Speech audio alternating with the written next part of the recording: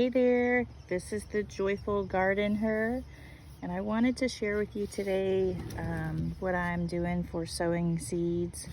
It's rather a simple thing that I do, and probably a very unpopular opinion, but it works for me.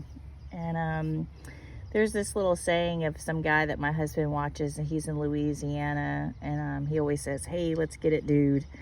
But one of the things that he says is, "You do what you like, and I'll do what I like." And so that's one thing I like about gardening, is that everyone has their own way of kind of doing things, although the research is done for you. Sometimes things works for some people and sometimes things don't. So I am in zone 10A. If you would please like, share, and subscribe. So today I'm going to be sowing some okra. I grew this last year and really liked it. This is from Baker's Creek. This is the burgundy okra. I feel like it's a lot more mild in flavor. But this okra, you just soak the seeds for 24 hours, direct seed after last spring frost, which this is the now second week of May. So you pick the pods when they're young and tender. It's a heat-loving and humidity-loving plant. So I've got this burgundy okra I'm going to sow, this Burmese okra, and it's a heat-loving plant. I'm also going to sow these teddy bear sunflowers. I know I've showed my Sun King sunflowers, but this one I got obviously from Haas, and it's a 100-day flower. Just plant it 1/2 inch in the soil. This one is a white zinnia. I'm real excited about this one. I think that white zinnias are just absolutely beautiful. And it's only a 75-day flower here, but this will be a cut coming in that I can mix the white with other colors I currently have. This I have never tried before. It's a Roselle hibiscus. It's basically like a Florida substitute for cranberries. It's also great for teas. And so you just plant this 1/3 of the depth down. All of these I got from Haas, and one thing I like about Haas's packaging, I like that they've got the number of days it takes for a crop. They always have the number of seeds versus like just the ounces, because that drives me crazy when they say like, "Oh, there's 4 ounces." And I'm like, well, how many seeds is that? I don't care about the ounces. And then it's also got just just like the basic information that you need on the back here. And I really appreciate that about their packaging, that it's simple, right to the point, and easy to read. In my opinion, Haas is a little more expensive than others. Probably more expensive than what I really would like to pay, but they do have a fast turnaround time for shipping compared to others, and that's one thing I really like. So I'm willing to pay a few dollars more if I get, quicker product here on hand. So this one is a celosia, and it's got 50 seeds in it for 90 days. And I'm just going to plant it 1/4 of an inch down. This last one I'm excited about because it's another sunflower, and I have so many sunflowers, but I don't have this yellowish purple looking one. So it's called a plum sunflower. I have other colors like the black cherry one and just the bright yellow or the orangey yellow ones, but I don't have this one. So I'm gonna sow this one today as well. I use these trays here from, these are from, I believe they're from Burpee. Let me see. It doesn't say, but I believe I got them at Tractor Supply, and you can see I sowed seeds before and they didn't grow. And I did water these. I know it doesn't look like it is, but so all I do, I don't fret over it. I literally just take these out like so, and whatever seeds in here, I just dump it back in my mix. And I like these because you could just pop out the bottoms, and this way I don't have to sit there and dig through it. So that is something I like about this one.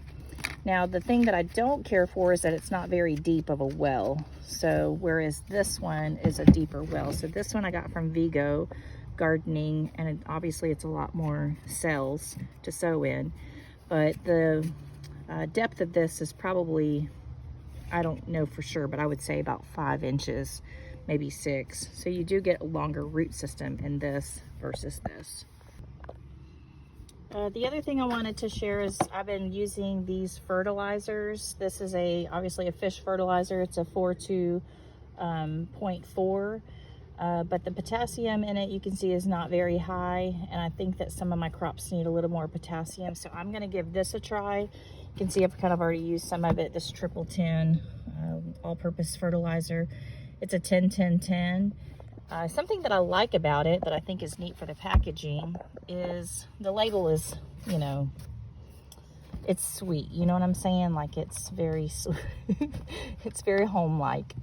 But I like the packaging because you can see the ounces on here, and I think the ounces are actually on the back. But what you do is you unscrew one side to give it a little bit of oomph in there, and you can actually squeeze the bottle for it to fill up here to the line. Now, I don't have two hands to do it, so I can't demonstrate, but I really like that to make it easy. I don't know if you can kind of see it there. There it goes. So that way I don't have to have a measuring cup, and I really appreciate that. So those are the fertilizers that I'm trying for a liquid fertilizer for our crops.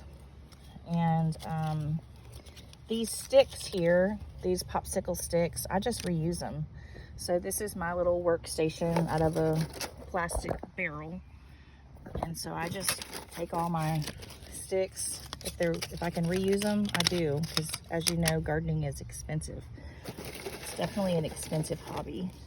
So I have all these sticks and I just write on them. I used to write in pink or red because I like those colors, but I realized that with the sun here in Florida, there's no way that they stay. And so you can see that the black works pretty good. So for these types of labels, they fade so bad. But one thing I do like about them is that if you take a Mr. Clean Magic eraser, you can actually wet this and then scrub it right off the label. So I got actually these, they were $11 for maybe like 30 of them or so.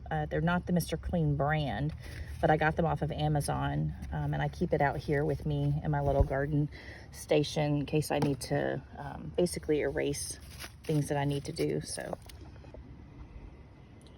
this is the bed that all of our carrots were in, and you can see I harvested all of the carrots yesterday. I made a little snack with our carrots, and it was pretty decent, something I hadn't tried before. But I roasted the carrots, used ricotta cheese and whipped it with some syrup, and then put some paprika and crushed peppers and some butter. And then I just took the syrup and the ricotta that was whipped together, put it on the bottom of a plate, put the roasted carrots on top, and then took the paprika butter melt mixture and put it on top of it, and it was pretty good. So here I'm going to plant what I showed the other day, which are okra seeds, and then the Kentucky pole beans and the black eyed peas. And so since these are growing, I'm going to need to build a small trellis here on this bed, and so I'm kind of excited about that. But look at my my cabbage made a little head. It's my first little head of cabbage ever I've grown. I'm excited about that, but you can see it's starting to turn here, so I know it's hot. Hang in there, little buddy. I'm believing for you. This is our squash plant. Here you can see they're real long but kind of skinny, but it's rather big. It's the biggest one I've ever grown. It's kind of nice. I've got to address some things. You can see the leaves. These are probably leaf miners that are in here. But I wanted to close out this video with Jeremiah 29:11, and I know it's a real popular verse, but if you're needing some encouragement, and we all do at some point in our lives, but Jeremiah 29:11 says, "For I know I have the plans for you, plans to prosper and to succeed, plans to give you a hope and a future." And I share that because when my husband was going through cancer, I really stood on that verse, because you can't have a future in death on this earth. You can't prosper in death, but except to go to heaven. And so that was definitely something I really anchored my spirit to and my soul to, because it was something that kept me grounded, to remind me that God had a plan for us in the end, and that no matter what it was, that God was in control. And if you really think about the words prosper, some people refer, in their mind, they immediately think of money.